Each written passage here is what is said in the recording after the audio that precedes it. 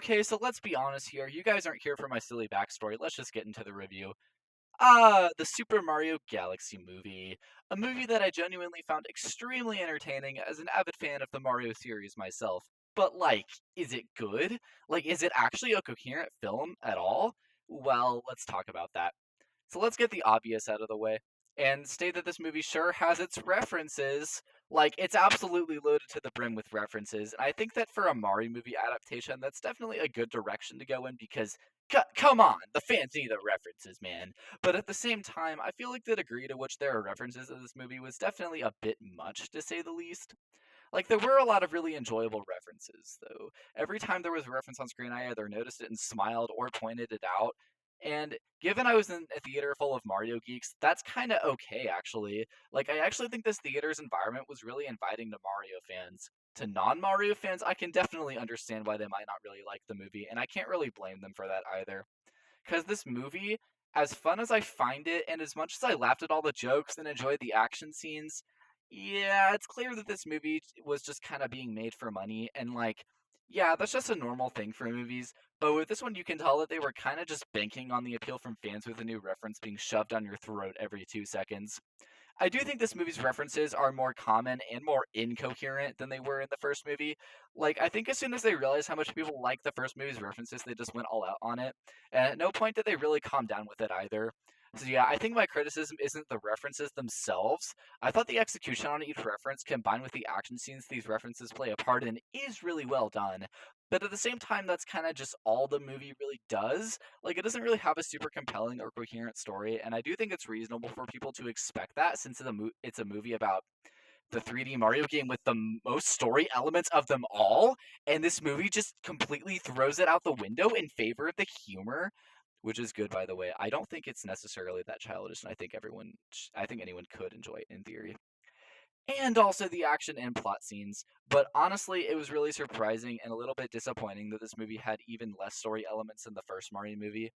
And I don't think the story elements they tried to incorporate into the first movie really worked that well. Like Mario trying to prove to his dad that he's capable and not just, like a baby. Like it's there, but it doesn't really positively impact the story in a meaningful way. Like it's just there. And Mario and Luigi's family don't appear at all in this movie, by the way. So I do think that what they were going for with the fun, entertaining references works in this movie's benefit for not really having a story. But at the same time, like I said, I do think that that's not really a good argument to say that nobody should have expected this movie to have a story.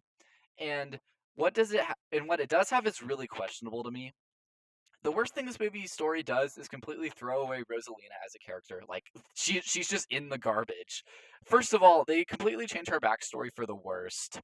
In the game, she lived on Earth and met this Luma using this telescope her dad gave her, leading to some really heart-wrenching story elements involving Rosalina's characterization that worked really well in Super Mario Galaxy's favor. But here, the only thing she really has, despite the fact that she still takes care of the Lumas, is the fact that she's the sister of Peach. Yep, that's right, she's Peach's sister. And this is probably my absolute least favorite thing about the movie, because it just feels so forced to me. Like, they don't do a single thing with it beyond giving Peach a greater reason to want to save Rosalina. These two have no real dynamic in the movie, so it really just feels like it was just added for shock value and to give the movie a happy ending by having it bank on the fact that if Peach and Rosalina lock hands, they can create life. I just think that this was a really lame way to handle both Princess Peach and Rosalina as characters, and I think it actively weakens what was going for them in both movies. Now, let's talk about the rest of the characters, because one thing I think this movie does remarkably well in context of character interactions was its humor. Like I already mentioned, I actually think this humor is not that childish. Like, yeah, like it is occasionally, but like, are we really going to call people kids for enjoying it? Like, it's not like it was just all toilet humor or anything like that. Like, yeah, I guess they kind of did milk it, but this was such an enjoyable aspect of the movie for me, and that's the reason I do really like this movie overall. As I mentioned, it's just so entertaining, but at what cost to literally anything else of value in the movie? Well, Mario and Luigi have okay chemistry, I think, but it was definitely stronger in the first movie, and I think that Mario and Peach's relationship was just kind of another thing that they just jam packed in this already crowded and frankly loaded movie. Mario and Luigi have no arc, though. Peach just kind of has the realization that she's Rosalina's sister, and that's it. Bowser and his son is definitely the dynamic that I like the most, even if it does once again stray away from the main bros. I like how they portrayed Bowser as a genuinely affectionate father, because like that's what I've always seen him as.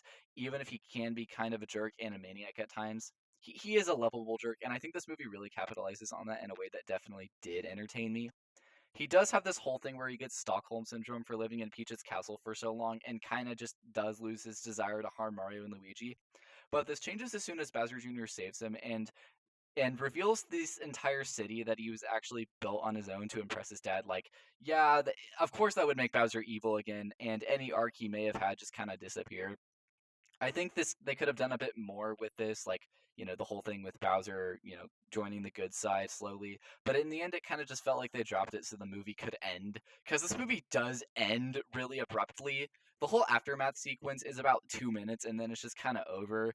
But what about the rest of the movie's pacing? Like, yeah, I'd say it's generally an improvement on the first. Like, yeah, this movie is pretty fast, but you can expect that from a Mario movie at this point, or just a video game adaptation movie, and it really stays consistently fast rather than just losing itself as the movie progresses. So yeah, that's kind of all there really is to say about the movie. I don't know.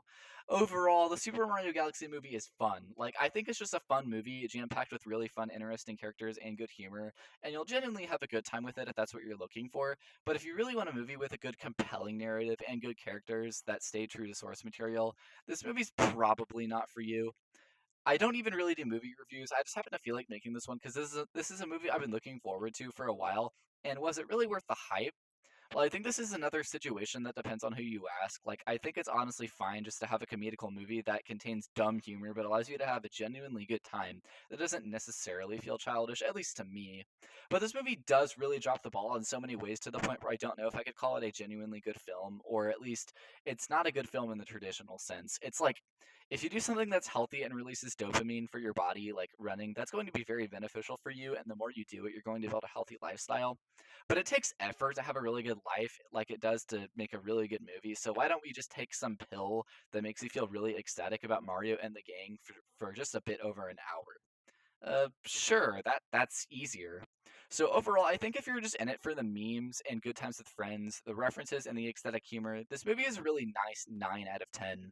However, if you're the person that's generally more critical about movies, like myself actually, and likes to look for something compelling and worthwhile in a film that goes beyond antics and offers a memorable, dramatic storyline to get invested in, I can't really give this movie more than a 3 out of 10, which gives the movie a 12 out of 20 overall, or a 6 out of 10.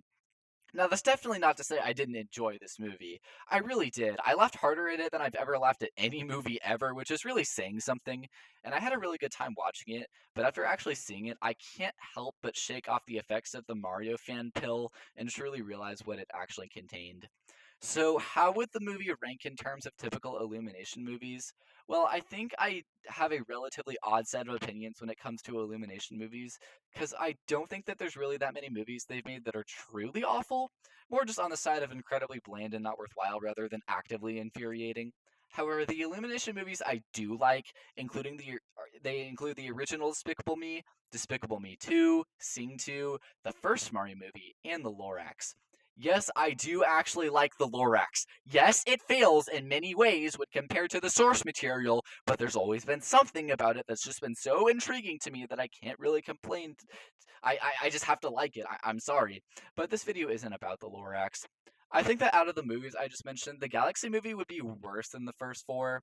But based on how much I actually enjoyed watching it, it would easily clear all of these, like very easily. So yeah, buy a ticket to the Mario Galaxy movie and they'll give you one of the most remarkable Mario trips of all time. At least if you're a Mario fan.